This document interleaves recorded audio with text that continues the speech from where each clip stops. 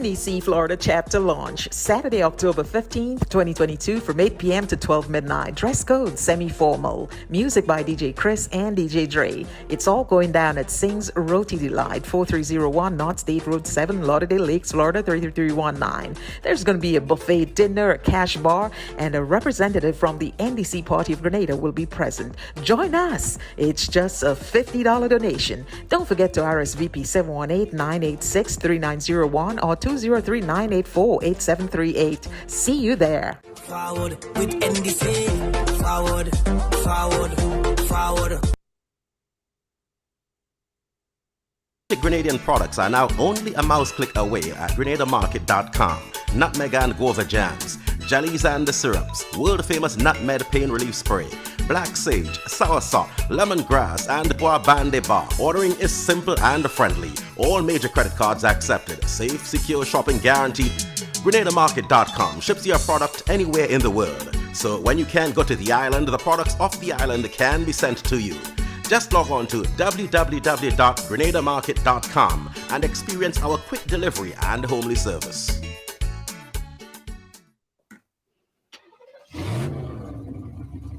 Vroom. Favorite part of the show, guys. That part right here. Vroom. Welcome to Ride Along Live. Welcome to Monday on the Ride. Yes. Glad to be back. Happy to be back in the air chair. Had a nice and exciting week last week. Always nice and exciting, but it's always nice to be back inside studio. So how you guys doing? Welcome to the ride. Yes. Welcome everybody. As you come in, go ahead and share up the thing, guys, because today, very interesting, important conversation, guys. This has been puzzling a lot of people for the entire weekend. And we got a family who's gonna add a little bit, somewhat of a clarification on what transpired in the shooting death of the young man. He said, Patrick, we got the details. And today, an autopsy report was conducted, and we got some results, some preliminary results from the autopsy. A lot to digest, and we're gonna talk about it today on the program. Hopefully we add some further clarification on what transpired. We'll talk all about it. So as you guys come in, go ahead and share up the program. Share it, put it on our page. Let me do the same as well. Hey, Jennifer, how you doing? Thank you so much. Share, guys, share. We want this program, we want this conversation to be in the inbox of the powers that be. Yeah.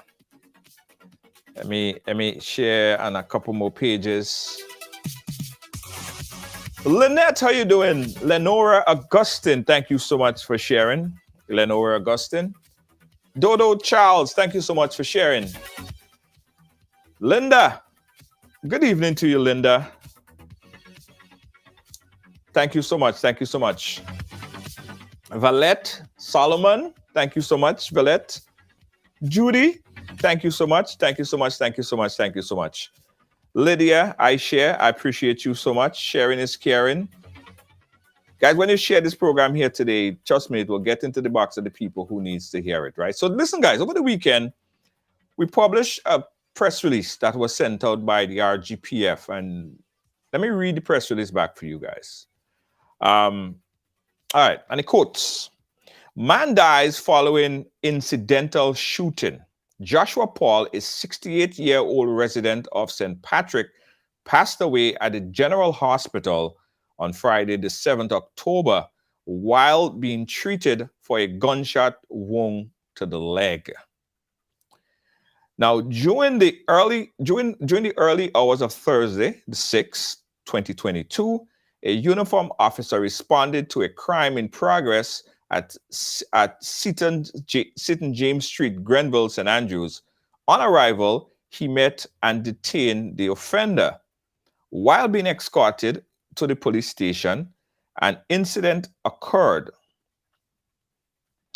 Mr. Paul received a gunshot wound to his leg and was immediately taken to the Princess Alice Hospital. He was later transferred to the General Hospital, where he subsequently passed away. An autopsy is to determine the cause of death. Of death has been ordered. So the autopsy has been ordered. As I said earlier today, the autopsy was done today. So we're going to give this guy some details on the preliminary findings of the autopsy.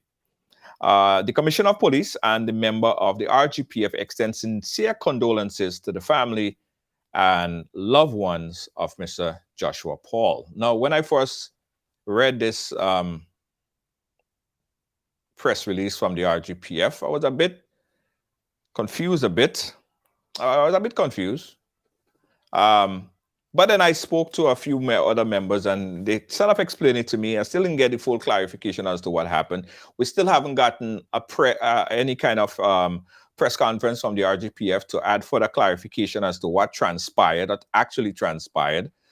So that has not been said as yet from the RGPF side. But the confusing part, a lot of people was like, he got shot in his leg and he died. Quite possible. Before we get into that, guys, this is the press release. Let's bring on the family member. We have the sister of Mr. Joshua Paul.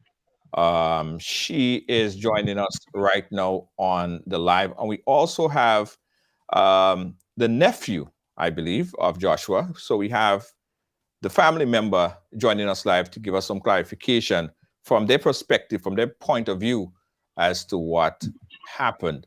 Evelyn, thank you so much. Welcome to the ride. How are you?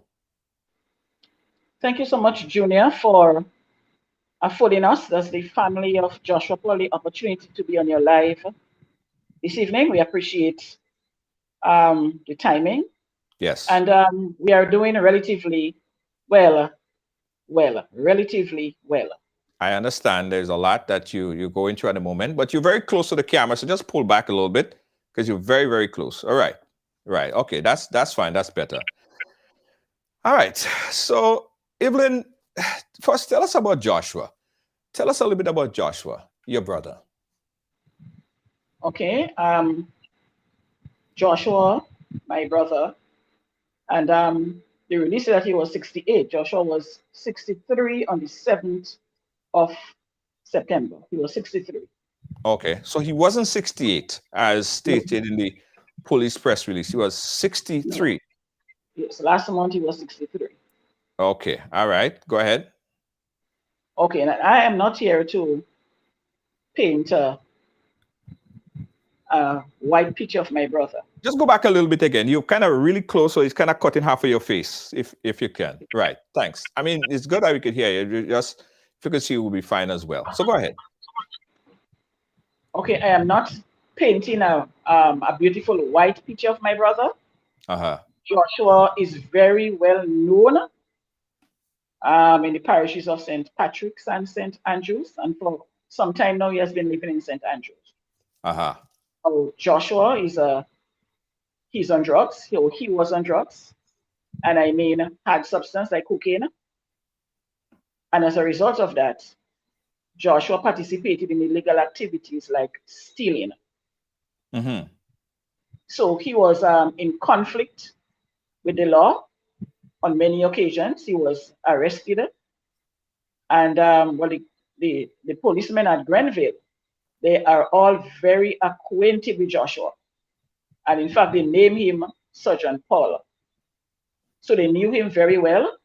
Okay. They knew the family very well, especially myself and Shondale. So Joshua was not a stranger to the police at Grenville. On the flip side, I'll say the negative, the positive. Everyone knows Joshua as an accomplished mechanic. He was very skillful. He could fix almost any and every machine, so he had that particular skill. So that's basically, in a nutshell, Joshua once lived with me, was very close to his family. Contrary to what some persons may say, well, his family and so, he was, in fact, he lived with me for some months, and he was supported by his family, and but against choice. At the end of the day, it's all a matter of choice. Right. So in a And nutshell, that was Joshua. right. So let me first commend you for speaking the truth about Joshua. I mean, as far as you know, right? Most times when we have family members on the program, they always ignore, all the negative or the bad, and they paint that rosy picture about the person. Nevertheless, we're not saying that justified the action, but I just saying thanks for at least giving us a good perspective of who Joshua is, so we could appreciate the person and your honesty in this regard. So we appreciate that, right? I would also like to add, Junior, that Joshua was never a violent person. Right. He never fought with the police. In fact, when he was caught, when he was arrested, he would confess to the crimes committed. So he was never a threat to the police in any way, like to fight with the police. That's one thing about Joshua. Mm-hmm. Right. So you're saying that he's known by the police oftentimes for stealing in the area. He was arrested prior. The police basically probably know him on a first name basis. They have a nickname for him. So they basically know who the person is. What happened on the day of this particular incident in question?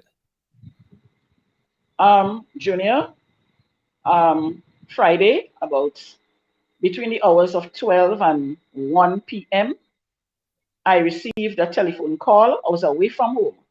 I received a telephone call from a police officer. He introduced himself as Superintendent Vinnie Cowan. He said that he wanted to visit me. I told him that I was not home at the moment, but would be there maybe in about 30 to 45 minutes. We arrived home. I arrived home, and we were awaiting the arrival of the officers. Present at the meeting was my son, Shondell Gordon.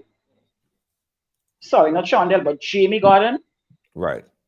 My niece, Laurel George. My brother, and it's Joshua's brother as well, Kelly Paul, and myself. The four of us, we waited for the police. It took a little while, but they came. And the policeman who came to visit it was Superintendent Vinnie Cowan, Officer Thomas, I can't remember the first name, and another officer, Hall. Two of the officers were dressed in khaki clothes, and the other, Hall, was dressed he was in civilian clothes. They came, they extended, they said that they by now we would have heard about the incident involving Joshua. They said that they're here. Well, who did the speaking was Superintendent Cowan. Right. He expressed condolences on behalf of the Commissioner of Police, on behalf of himself and the officers that were present. And this was the report that he gave. He said that the Grenville Police received a telephone call from somebody stating that there was a break-in or possible break-in in progress. One uniform officer, he said the incident occurred about 1 p.m. 1 a.m., sorry. So it was more like the Thursday morning. Right. 1 a.m. One officer was dispatched to the scene of the crime scene, I would say.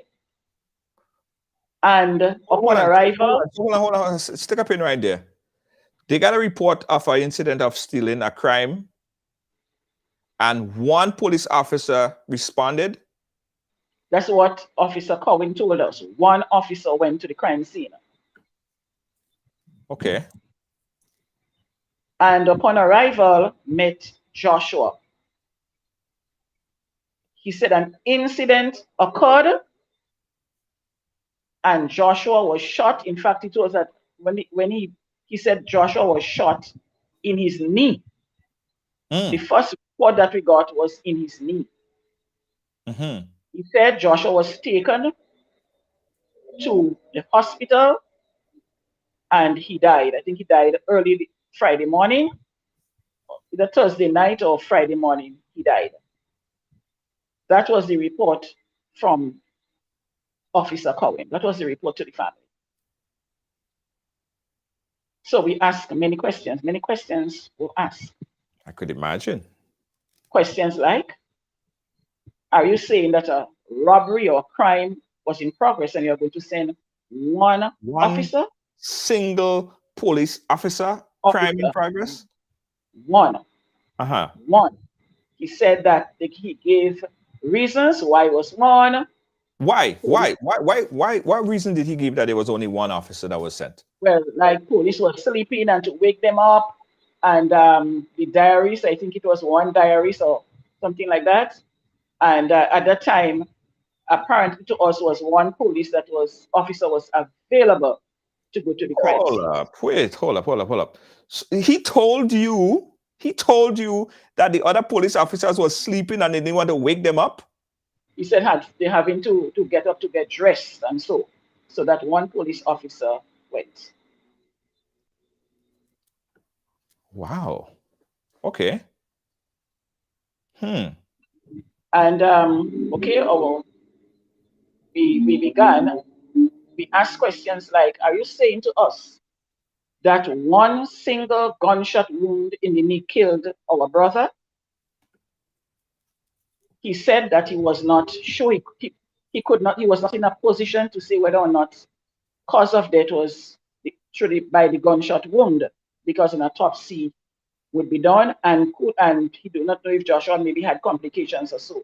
So that would have to verify when the autopsy, was done. Questions like, why were not the family notified? Right. Joshua was arrested. He was shot. He was taken to the Princess Alice Hospital. And by the way, Junior, we had to do some little investigation on our own. Yes. So when the shooting incident took place, Joshua was taken to the Princess Alice Hospital. Yes. Later, I don't know how long he stayed at the Princess Alice Hospital. He was taken to the General Hospital. X-ray was done, and he was given blood, and he died in ICU intensive care unit. You know what is strange, or what was strange, I should say.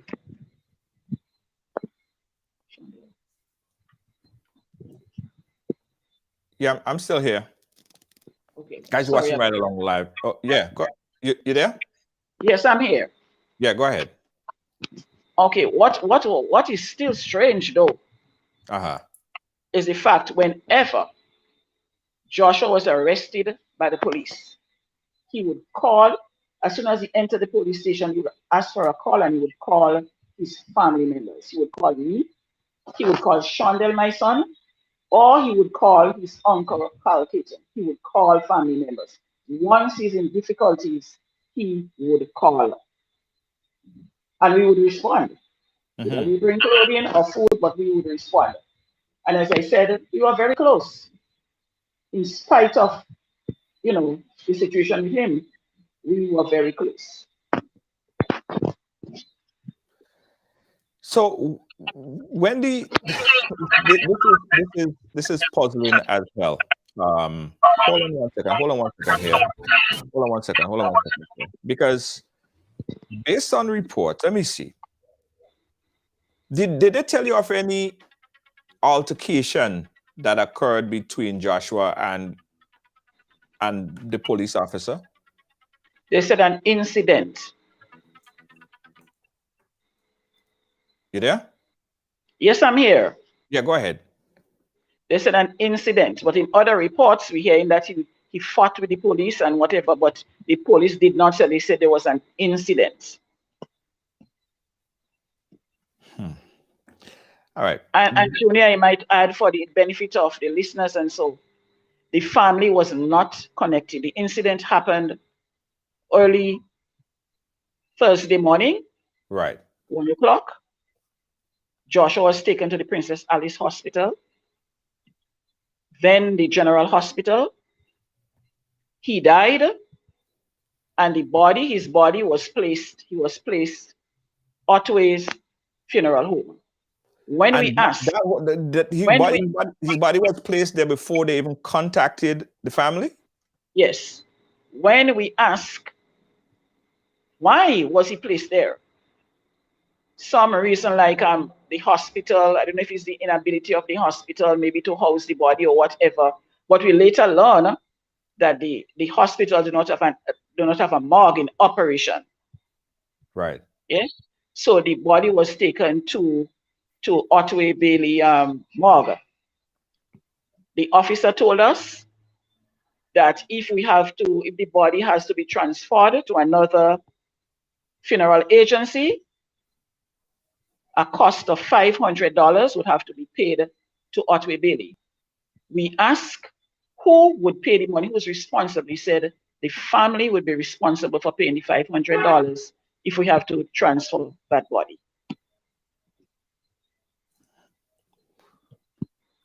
Wow. Now, again, I know that this is puzzling for you as a family. This is very puzzling for us as well. And we await the police to make some kind of press release on this, because the questions still remain. If that is the case, you said that they told you there was only one police officer. We got reports differently, but that's what they told you initially.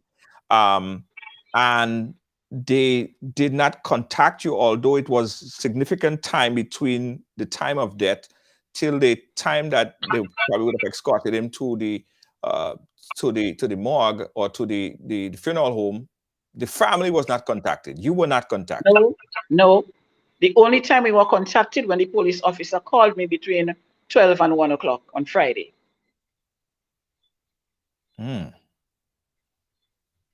Yeah. To put it back into context, guys, I'm going to read the police report one more time. That was because there are some discrepancies. This is the police report again. Man dies following incidental shooting. Joshua Paul, 68. We now learn that he's 63, residing in St. Patrick, passed away at the General Hospital on Friday the 7th while being treated for a gunshot wound in his leg. During the early hours of Thursday the 6th October, a uniformed police officer responded. Okay, they did say a uniformed police officer responded in the from a crime in progress at Seaton James Street, Grenville, St. Andrews. On arrival, he met and detained the offender while being escorted to the police station. An incident occurred. Mr. Paul received a gunshot wound to the leg and was immediately taken to the Princess Alice Hospital. He was later transferred to the General Hospital, where he subsequently passed away. An autopsy to determine the cause of death has been ordered. The Commissioner of Police extended condolences. And Junior, I should add also, I should add some clarity. Yes. The police officer told us that Joshua was shot in the knee. In the knee? Was never in the leg. Was never in the leg. He was shot in the knee. Okay. And from the time he was in police custody to the time he went to the hospital, and so we were never contacted. In fact, the hospital had no next of kin. The police did not give any next of kin. And in my personal opinion, Junior, that is my personal opinion. In fact, the family members, we firmly believe that Joshua lost consciousness before he reached Princess Alice Hospital. Yes. Now, there was an autopsy conducted today. We'll talk about the findings of the autopsy, but a lot of people asking about being shot in the leg and how could someone die from being shot in the leg. And it's very quite possible because there's a main artery. That main artery right there, guys, the femoral artery, that major artery that basically sends that blood straight down to your leg is a very significant vessel, right? And if ruptured, someone could bleed to death, right? Pretty quickly. But in most cases, if someone is that vein get ruptured, they would probably take about 15 to 20 minutes. So it begs the question, did anyone try to resuscitate or had any kind of training between the time that he was shot to the time he was taken to the hospital to at least pressure on the wound or try to help him in any kind of way? Did they give you any indication of if anything, any kind of assistance was rendered to him before going to the hospital? Junior, most of the questions that we asked were unanswered. Mm-hmm. So we're not sure. They do not know. We do not know if anything was done. Right. Okay. And I stand corrected. There's a femoral artery. Now the autopsy was conducted today. I know you were witness. You were there for the whole entire day. What was the findings of the autopsy report? Shondell is with me. Okay. I'll ask him to make some comments. Okay. All right, Shondell, you there? Yeah, hi, Junior. Good night. Hey, good night, Shondell. How are you doing, man? I know it's I mean, what a time to meet, right? What's your finding? What's your understanding as to what transpired and what new information you found out today about the incident? Well, in terms of the autopsy, the family won't comment on the findings as yet. I think we're gonna let the police do what they're supposed to do first, and then Right. we may comment on that afterwards. But it's not the knee; it's actually the upper thigh. That's as much as I'm gonna say regarding the findings of the autopsy. Right. As my mom said, there's a lot of unanswered questions.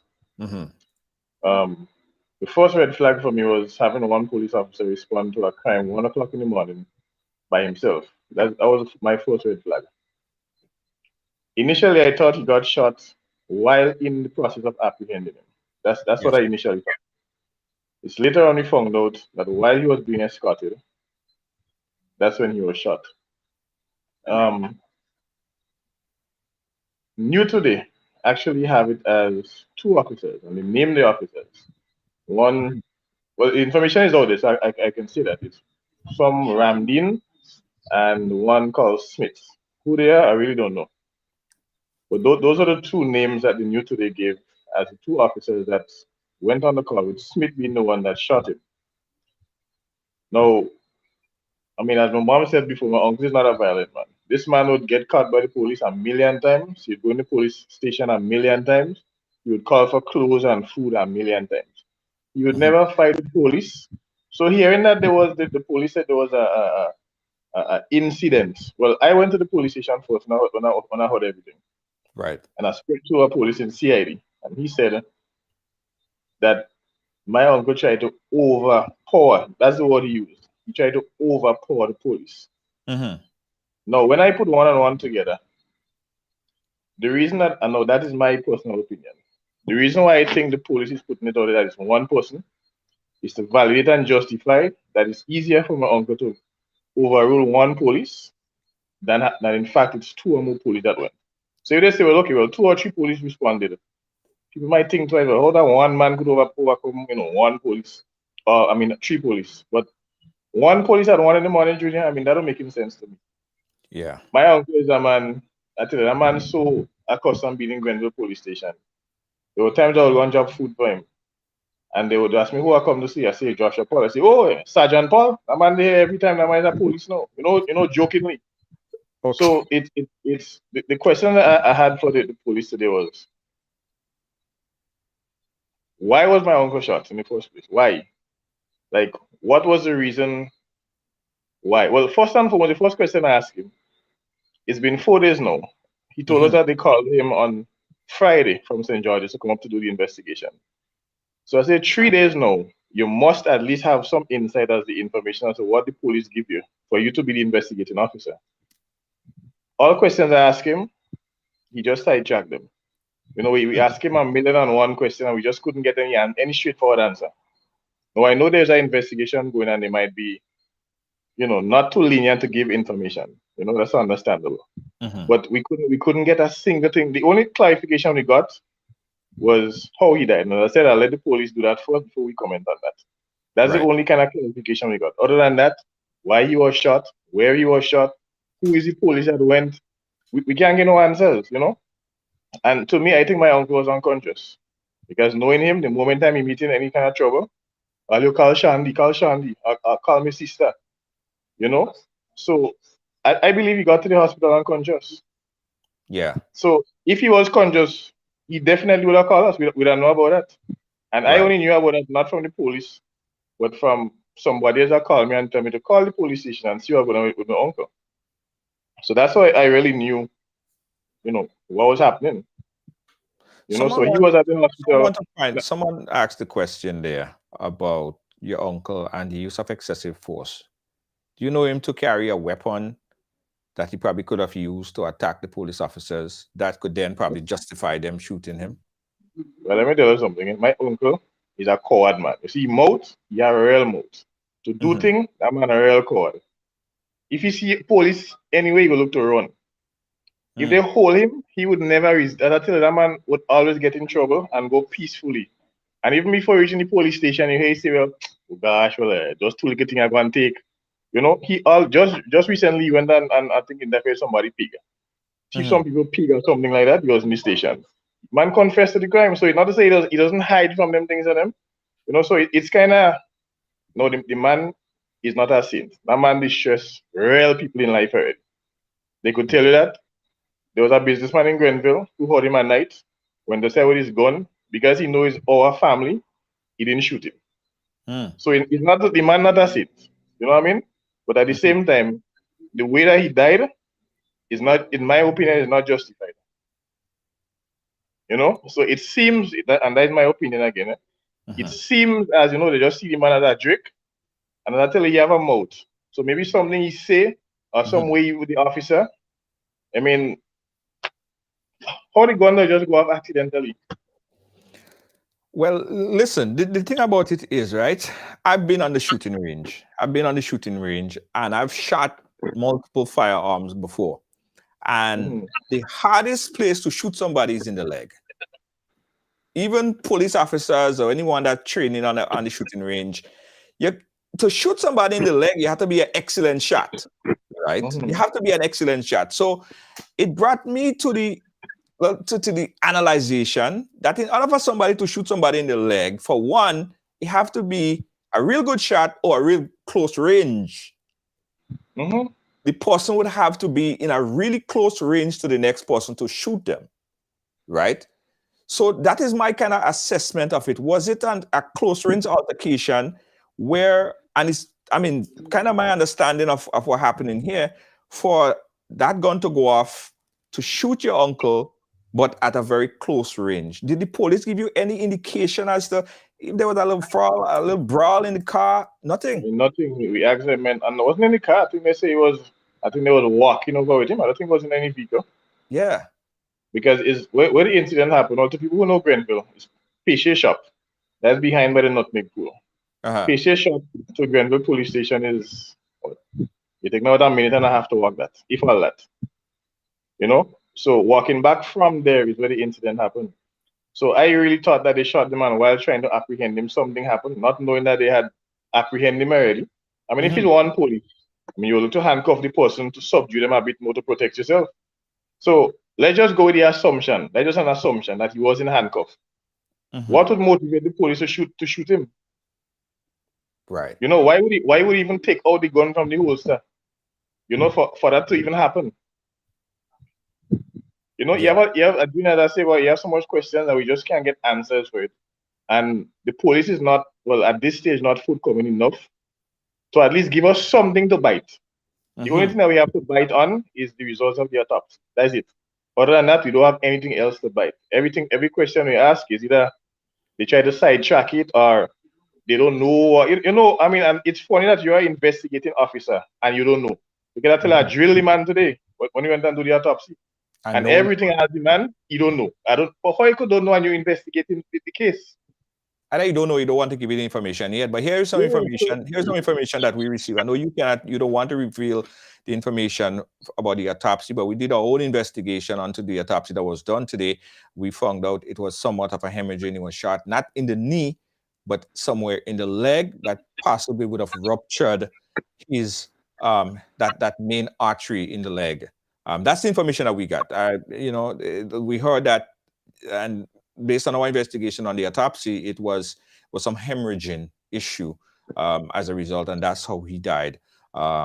That's what we found out from our end. But the details of it hopefully comes out through the investigation from the police after they revealed their findings of the autopsy. But that was what we were able to uncover from today's autopsy. Okay. Yeah. It is indeed a very sad situation. So you now have to, or the family now have to go forward to bury Joshua. Very limited information. Who's paying for the funeral, or what arrangement has been made thus far? Well, so far nothing has been made because most of his children they're overseas and they're trying to get to Grenada, to see what could be done in terms of burying him. So we made no arrangement as yet. Mm-hmm. So we haven't made no arrangement as yet to see where we're going forward in terms of burial and stuff like that. His kids is actually the most immediate next of kin, so we have to follow their lead on that. Right. All right, guys, we open up the phone lines because I know there have been many questions of people who try to. Just before we open the phone line, my mom just want to make a comment on something. Yeah, no problem. Junior, concerning the burial and the expenses, Yes. I will tell you from where I sit. At this point, the family would not assume the responsibility of any burial expense. At this point, and I think that the powers that be need to investigate and they need to come forward. My brother died of bleeding, loss of blood. He was unconscious. And all because of that gunshot wound that killed my brother. I could go on and on, but we just want to have a little patience and wait to see what the autopsy revealed. His organs were intact. He was not sick. He was not a sick person. And what? And the most offensive thing, Junior, is to say if you have to move the body from that undertaker, you have to pay $500. So when my brother asked, you guys should bury him, you should take whoever should bury him. No, we do not do that. But maybe that might be the very first one. It's very unfair and unfortunate to kill, I am going to say blatantly, to kill my brother, to kill him, and then you're asking the family to cover the expense? What is happening in Grenada? And Junior, by extension, so many police officers get away with murder. Look at the incident in St. David's police station. Look at the incident in Gov where police shot this guy and killed. Look at the kill the guy in St. David's, and this could go on and on. And when you ask, either they ship out the police in the past, or he made his way out, or he was transferred. So you're transferring the criminal to another district. Something has to be done. And we are calling, as a family, we are calling on the powers that be, the new administration, the Honorable Prime Minister, he is the Minister of National Security. We are asking for redress in that matter.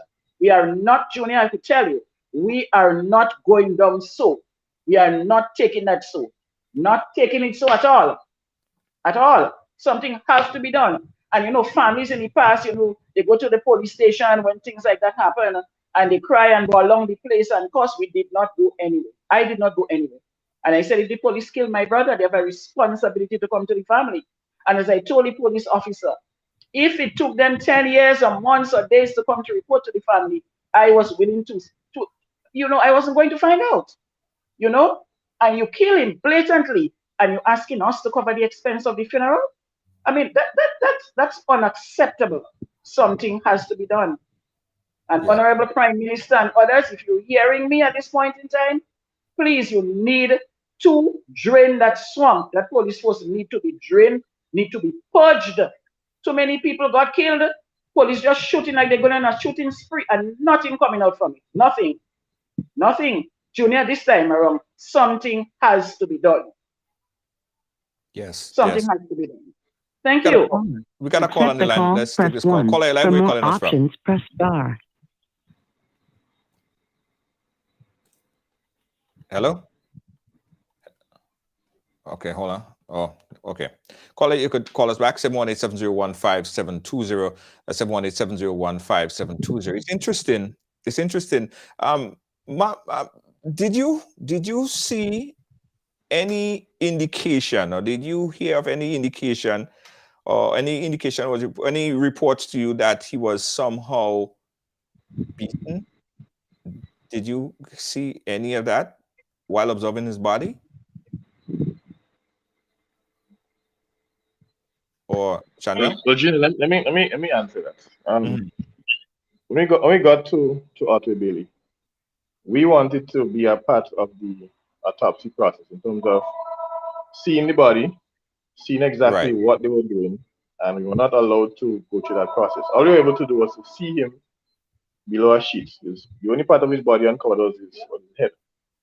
You know, and I think my uncle made an attempt to, you know, raise up the sheet to see something, and then the investigative officer, you know, kind of hold his hand to prevent him from doing that. So he didn't want you to observe. You don't want you to observe the body? No, he didn't want us to observe the body. The only thing available was just his head to see.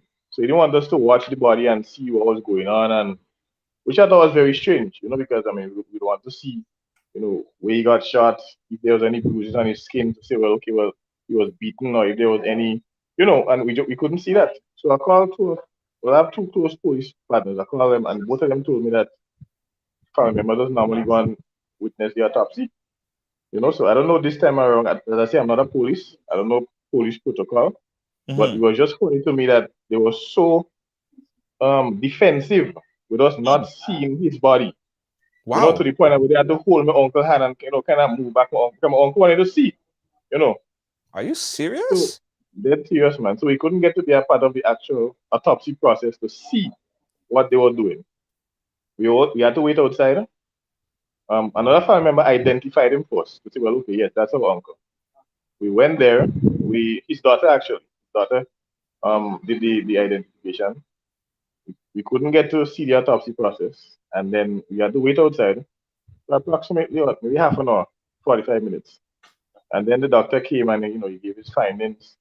So now, man, I like to ask plenty of questions. So I asked him questions, how long it would normally take somebody to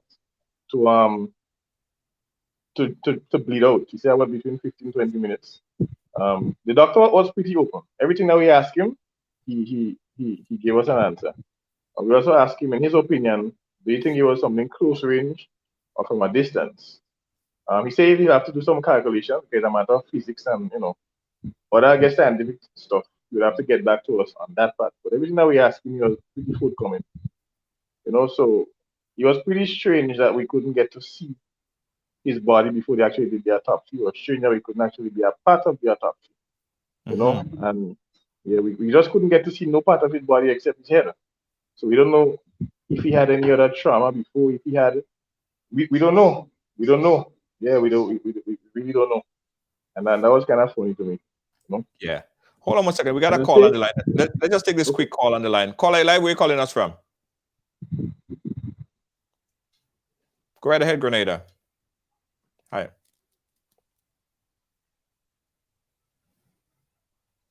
Yes.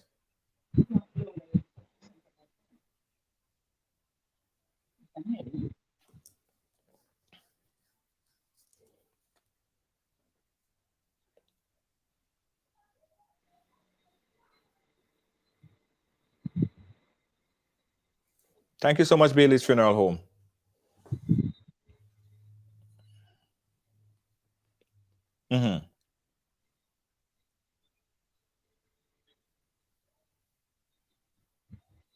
But Junior, I don't know who you're talking about. Hold on one second. They say they can't hear. Hold on one second. Hold on one second. Let me speak again, caller. Right. We have an arrangement with the police and with the hospital. Are you hearing? Hold on one second, caller. Are you hearing her now? Yeah. Okay. All right. Sorry. Start over, caller. Start over. They wasn't hearing you at all. Okay, so let me start by extending my condolences to the family members. Yes. All right, as I said, I'm a representative of Bailey's Funeral Home. I'm Karen Bailey. I'm the manager, and we are prepared to work with the family in any way possible that we can ease their grief at this time.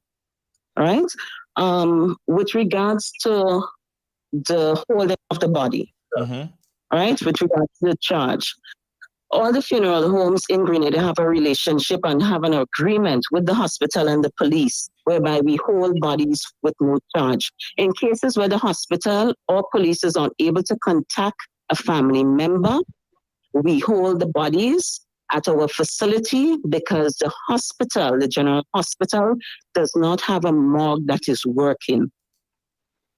Right? So I just wanted to, that's the first thing I wanted to make clear. So this is nothing new, it's not a case of who called us or who gave us the body or anything like that. Okay. We are just holding the body until the family is contacted and they make a decision which funeral home they want to handle the case. Okay. With regards to the autopsy, because there's no morgue at the general hospital, the funeral homes, us, or LACWA, or Waynes, the autopsies are performed at our facility, right? Under the authority of the police. So the gentleman was speaking about he was not able to go in the room and witness the autopsy. That is not usually the case.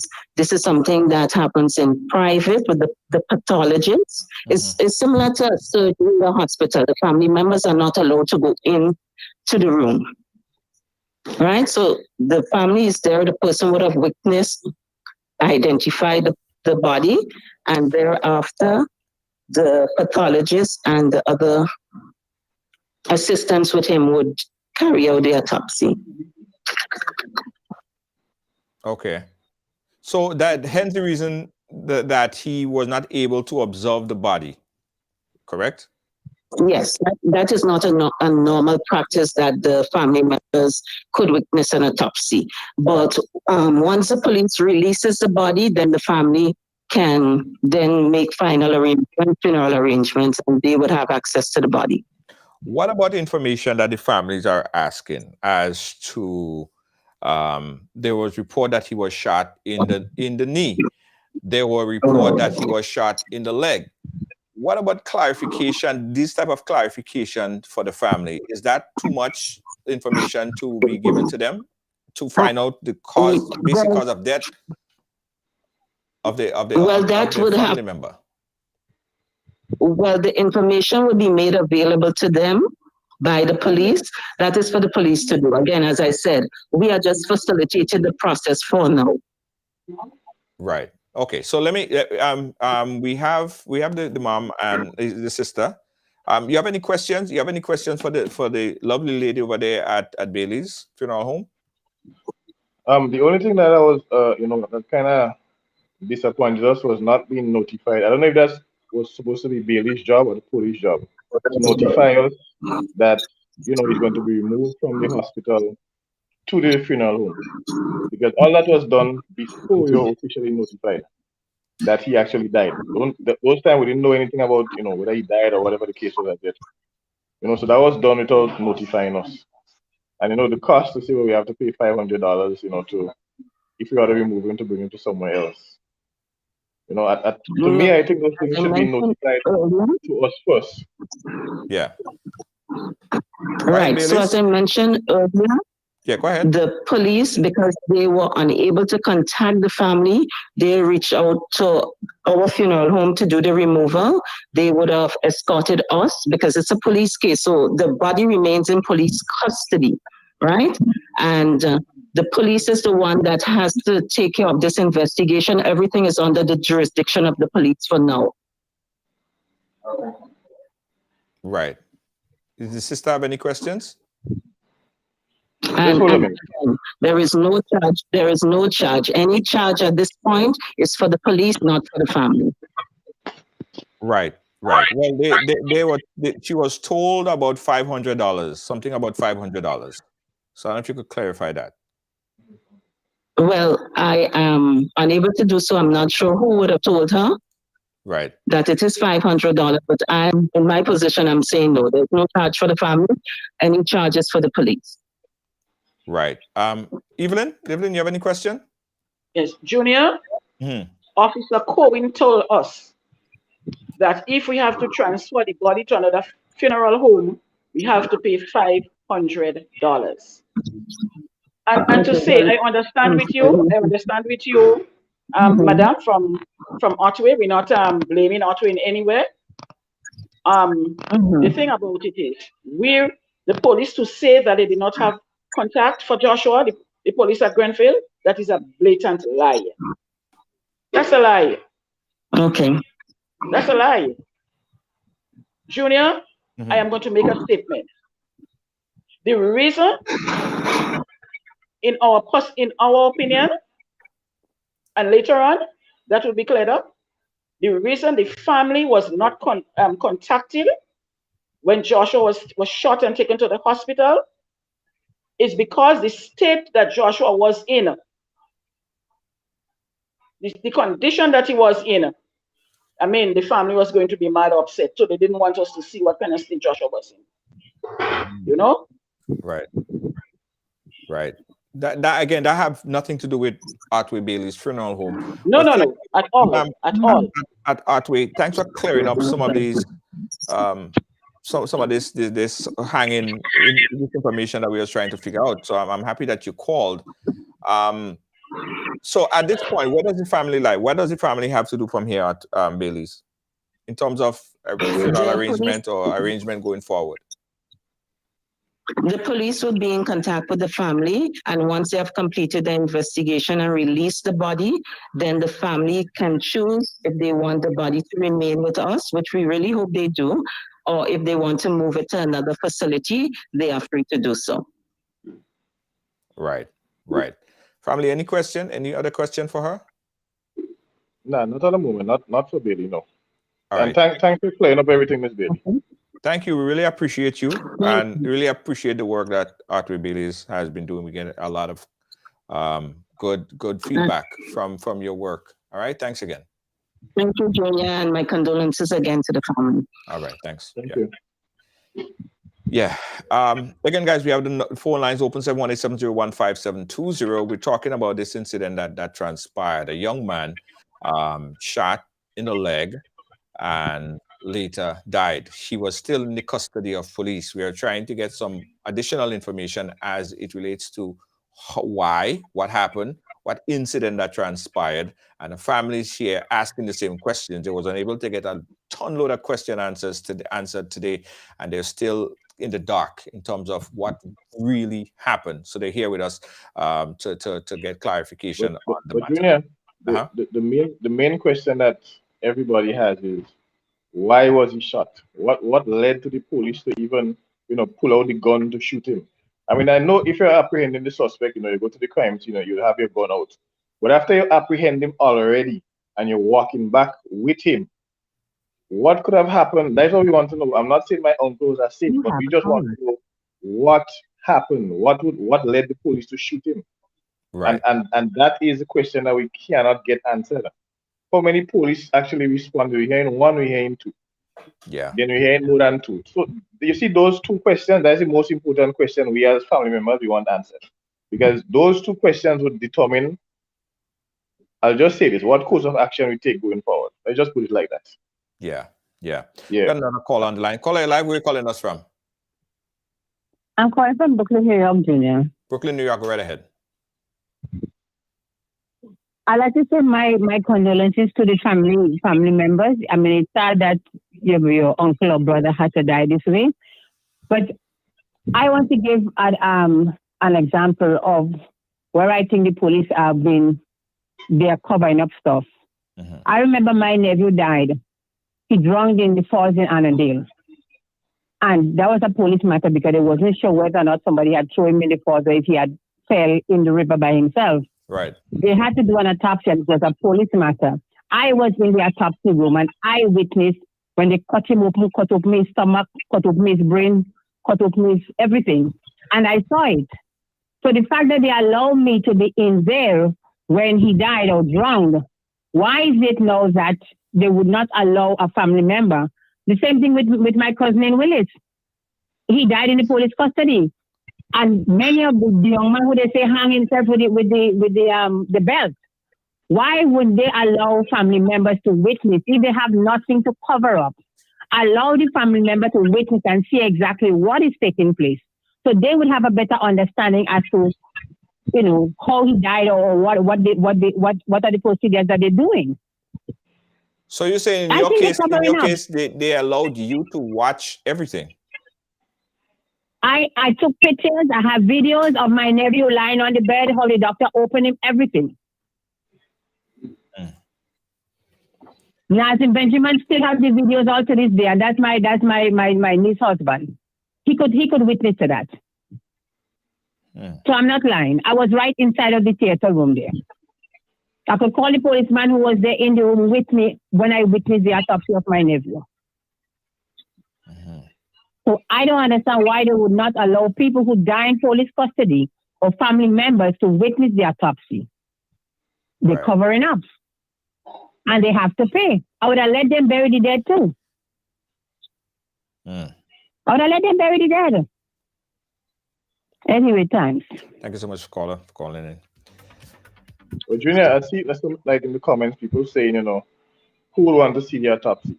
The family supposed to have a right to it. Whether or not some people don't want to see, the prerogative is theirs. Some people can't stomach that, that's on them. But I want to see. I want to be able to know, well, okay, he didn't have no other bruises on his skin. He didn't have no other marks, they beat him up. Right now, we can validate that. Right. That's something that we cannot validate. If you just have to see his body. That's the thing. Junior, just to see the body. So even if they don't make us go through the autopsy, but just to see the body, to watch him, to see, where the gunshot wound was, how the rest of the body looking. I could have swallowed that one and take that one, but not being able to do nothing at all, just to watch the face. Yeah. I mean, I'm not saying I wouldn't publicly put it out there and say the police covering up. I wouldn't say that. But there are too many coincidences, too many things that's not adding up. Because right now the family's trying to make sense of 1 + 1 = apples. That's how the equation is now. It just not adding up.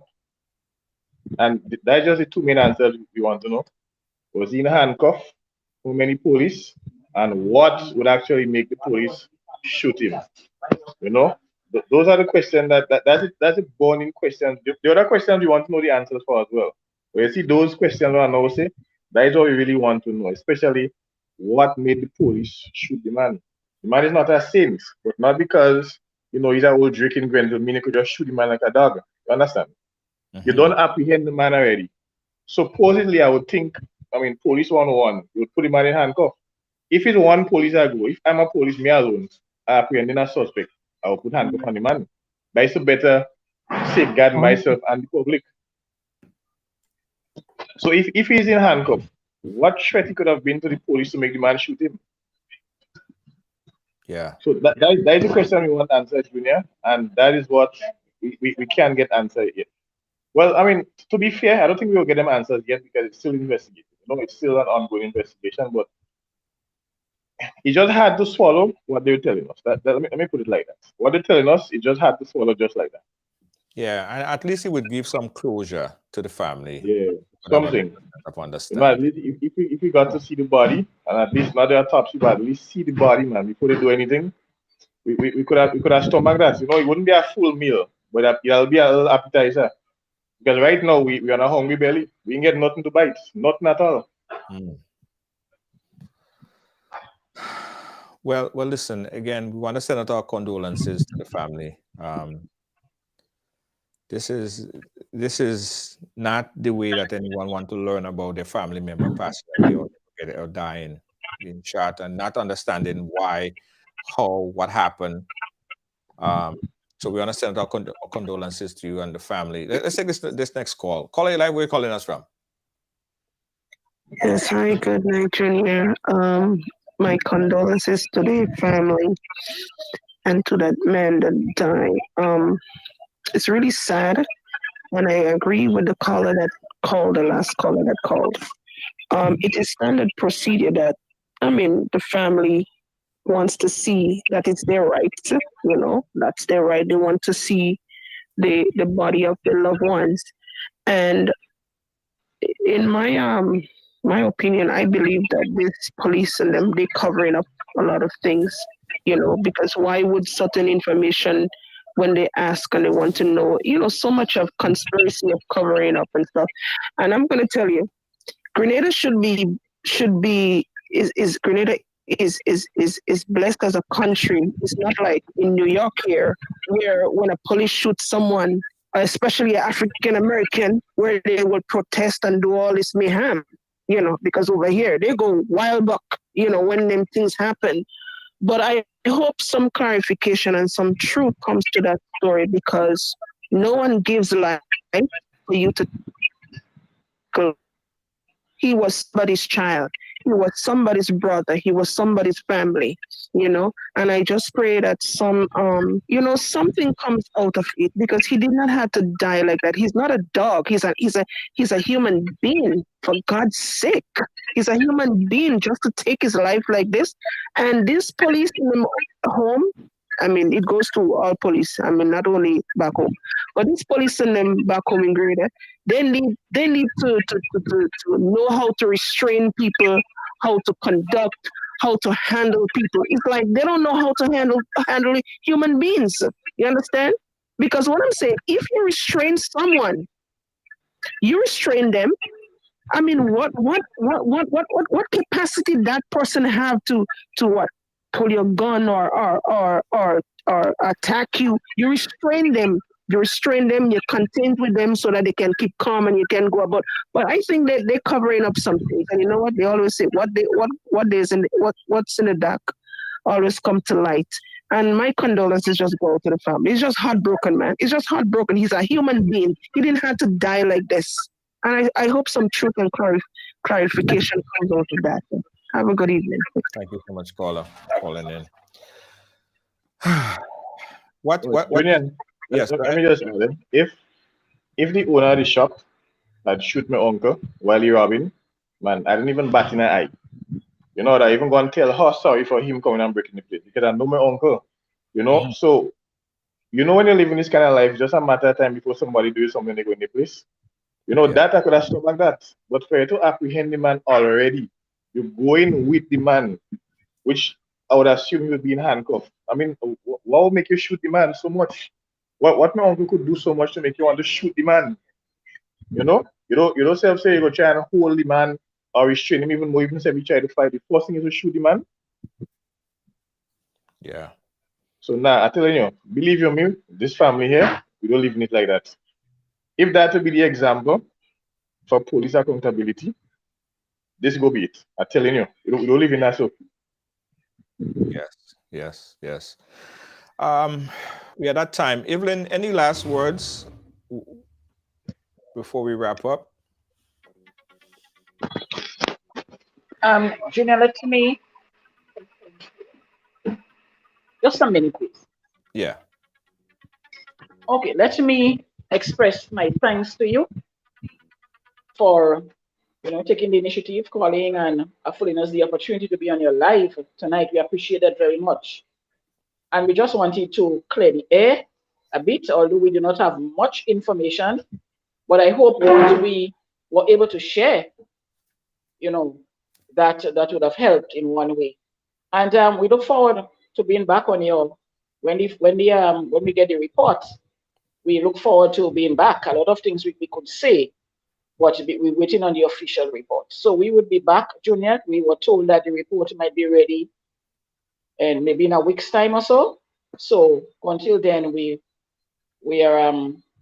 waiting, and we want to thank you, viewers, listeners, for expressing your condolences and your support to the family. We thank you very, very much. Thank you so much. And yeah, we're here. If you need any support, we're also here to assist the family in any way that we can. All right. Thanks again. Evelyn and the nephew. Sorry, hold on. Chandel. Chandler, thank you. Evelyn, thank you. We just want to echo what my mom said. We really appreciate it because that's the first. Well, I shouldn't say the first media house, but that's the first place you could actually get a one-on-one interview. So sometimes I'm on Facebook a lot. So sometimes people would have interviews and there'll be people in the comments who don't understand what's going on, and they will just make comments without actually knowing what happened. So I'm just actually glad that you afforded us the opportunity to come here and at least clear the air into what happened, so at least people could have a better understanding and appreciation for what's really going on. So we really, really appreciate that as a family. No problem. I will keep in touch and keep everyone updated as the case goes forward. Thanks again, guys. All right. Good night. All right. Yeah, guys, we're going to keep the phone line open for just a few more minutes if you guys want to call in and express your thoughts or questions on this particular case here. Again, this case involved a young man by the name of Joshua. He's from St. Patrick. He was shot on the 6th. Initial report was that he was shot in the leg and he died as a result of gunshot. We are yet to have any official press release information besides the press release, the official press conference by the RGPF to clarify some of these things. The family didn't get much information or access to information while they were present at the autopsy today. However, we received some preliminary information that stated that he was somehow shot in the leg that quite possibly ruptured that main artery in the leg, and he died as a result of bleeding out, as they say, let me see the official term, hemorrhaging. All right. Again, we'll get the final official result hopefully very soon from the police, and so we'll be publishing that and keeping updated with the family and letting you guys know how the investigation is going. Also, the family may also consider having a private autopsy. I don't know if that's a consideration, but that's quite possible. It should be as consideration as well. We're going to keep the phone lines open just for a few more minutes, guys. 718-701-5720. That's 718-701-5720. We'll be right back.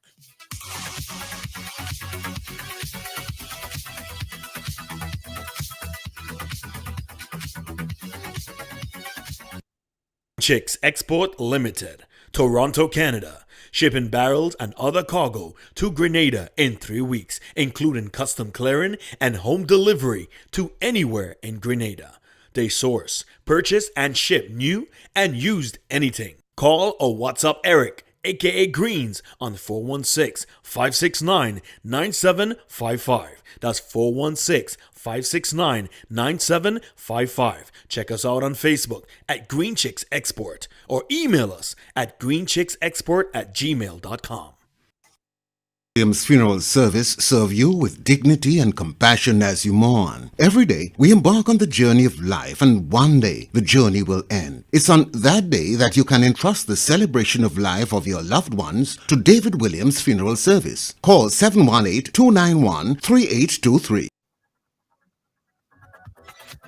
Again, guys, thanks for watching and thanks for being a part of our program today. Join us again tomorrow for more Ride Along Live, where everyone has a story to tell. Good night.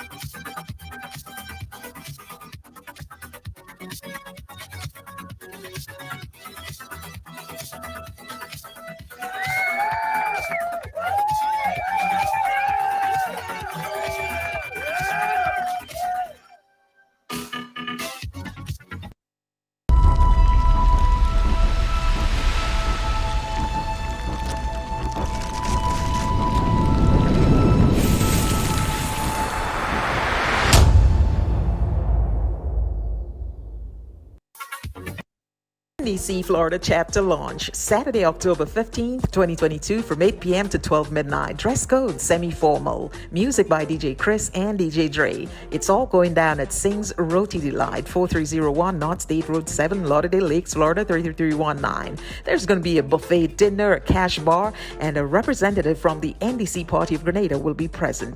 Join us. It's just a $50 donation. Don't forget to RSVP 718-986-3901 or 203-984-8738. See you there. Forward with NDC.